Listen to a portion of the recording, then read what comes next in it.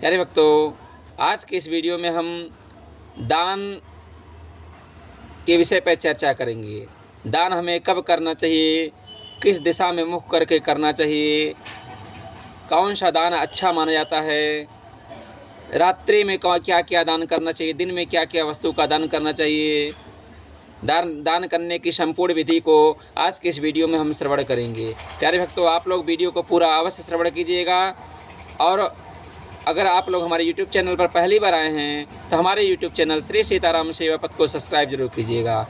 मैं हूं पंडित श्री विवेकानंद शास्त्री जी। आप सभी का हमारे YouTube चैनल में हार्दिक स्वागत, अभिनंदन, वंदन। तो चलिए प्रारंभ करते हैं।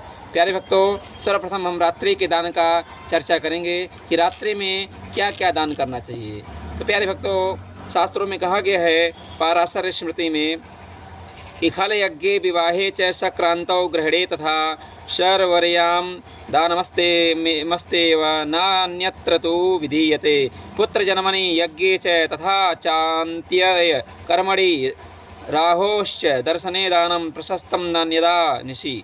कहते हैं रात्रि में कोई दान नहीं करना चाहिए, परंतु खलिहान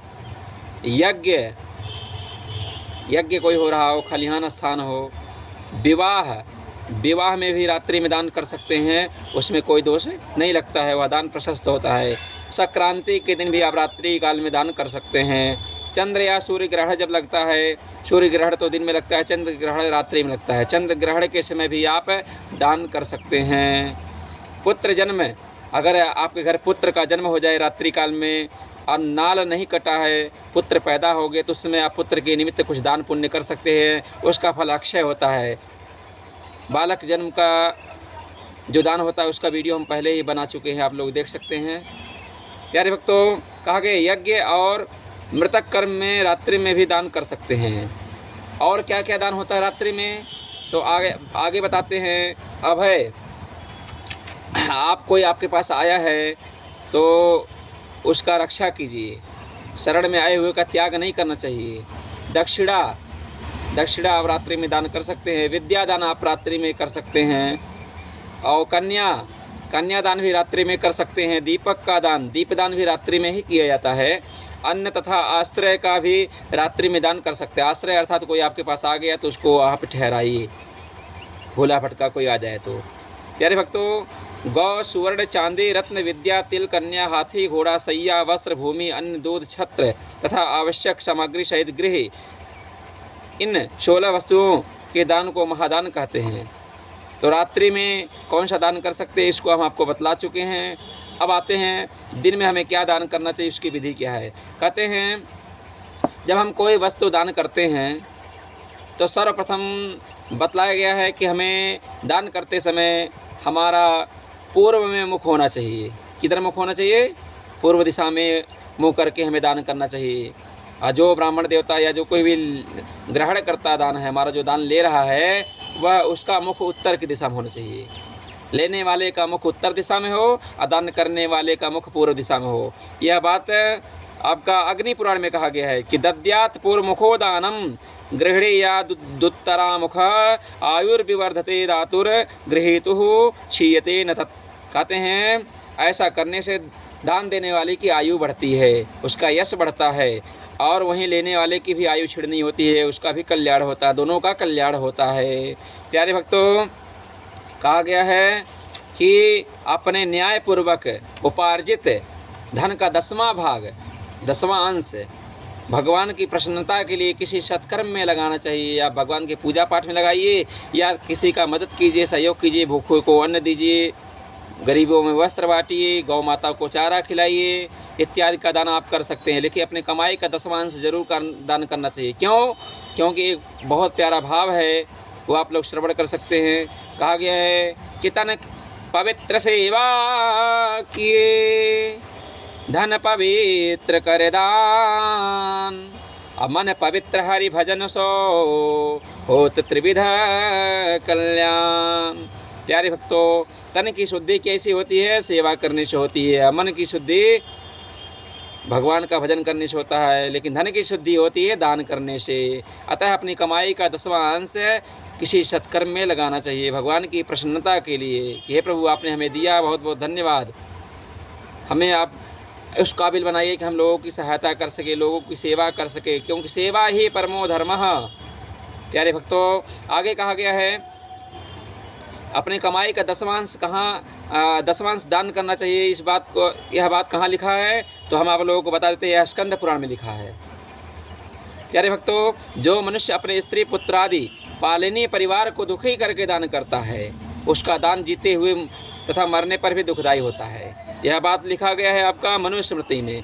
इसलिए किसी को दुखी होकर आप दान भी मत दीजिए, और लेने वाले को भी किसी को दुखी करके दान नहीं लेना चाहिए।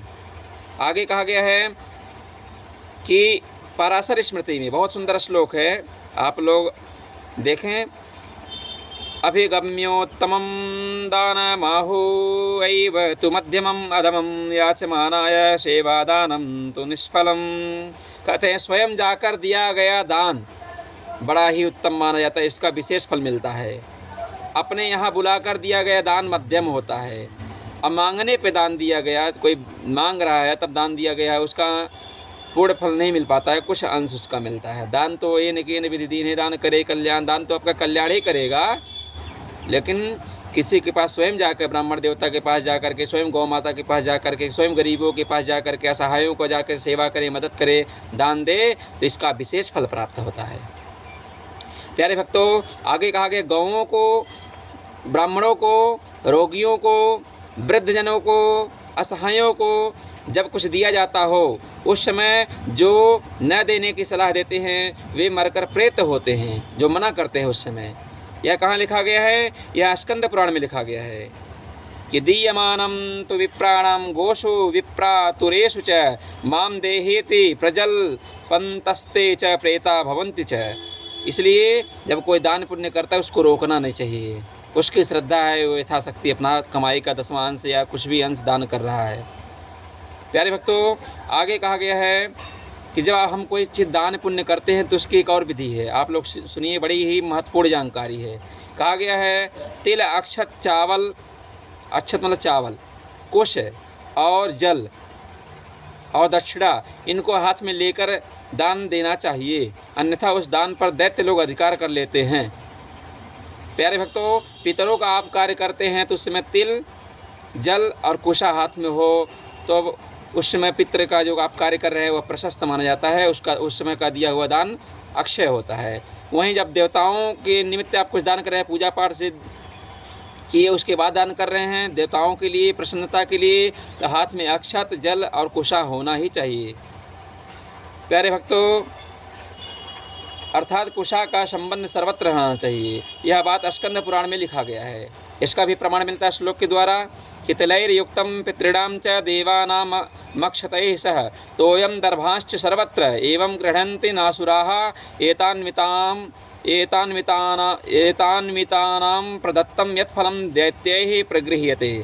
स्कंद पुराण में इस बात का अवलोकन मिलता है। प्यारे भक्तों, आगे कहा गया है कि जब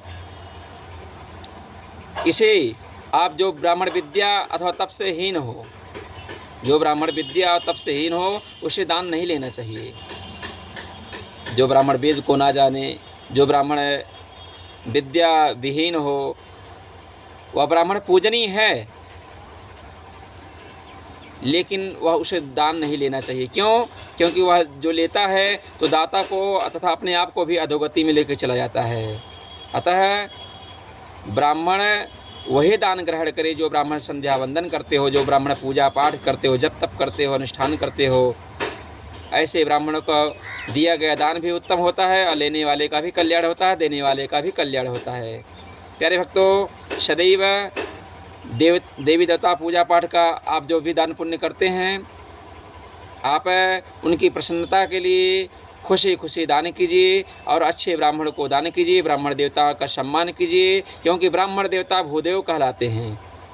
कहा कि दैवाधीनम जगत सर्वम मंत्राधीनाश्च देवता ते मंत्रा ब्राह्मणाधीनम तस्मात् ब्राह्मण देवता। ब्राह्मण तो भूदेव है, पृथ्वी का देवता है। अगर यदि ब्राह्मण प्रसन्न हो जाए तो उसकी वाणी से ही आपका कल्याण हो जाएगा। प्यारे भक्तों, कहते हैं दैवाधीनम जगत सर्वम, पूरा संसार देवताओं के अधीन है। अमंत्राधीनाश्च देवता, वह और मंत्र के अधीन देवी देवता होते हैं। ते मंत्रा ब्राह्मणाधीनम, वह मंत्र ब्राह्मणों के अधीन है। जो विद्वान ब्राह्मण है, वेद पाठी ब्राह्मण हैं, जो वेद शास्त्रों को पढ़े हुए ब्राह्मण हैं, तस्मात् ब्राह्मण देवता, इसलिए ब्राह्मण को देवता कहा गया है। ब्राह्मण को दान देना चाहिए, ब्राह्मण को ही दान देने से आपका कल्याण होगा। गौ ब्राह्मण माता पिता की सेवा करने से ही आपका कल्याण होगा। आचार्य जनों गुरुदेव भगवान की सेवा करने से और प्रभु का नाम जपने से ही इस कलयुग में कल्याण हो जाता है। इस कलयुग में कल्याण करने के लिए कहा गया है गौ, ब्राह्मण, तुलसी, गंगा, ठाकुर जी का नाम स्मरण और माता पिता की सेवा और दिन दुखियों का मदद कर देना, उनका सहायता कर देना, कहा गया ना, यही आपका कल्याण कर देगा। व्यास जी ने, वेदव्यास जी ने 18 पुराणों में 2 ही बात कहे हैं। क्या कहे हैं? 18 पुराणेषु व्यासस्य वचनद्वयम् परोपकाराय पुण्याय पापाय परपीडनम। परोपकार, दूसरों की सेवा करना, दूसरों को मदद करना ही परोपकार होता है, यही पुण्य है। अब परपीडनम, दूसरों को पीड़ा देना ही पाप है।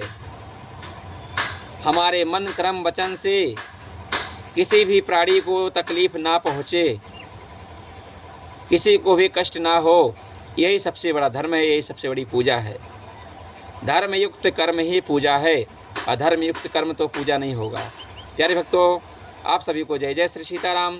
वीडियो पसंद आए तो हमारे YouTube चैनल श्री सीताराम सेवा पथ को जरूर सब्सक्राइब करें। आपको ऐसे ही वीडियो प्राप्त होते रहेंगे और आप सभी का दिन मंगलमय हो। जय जय श्री सीताराम।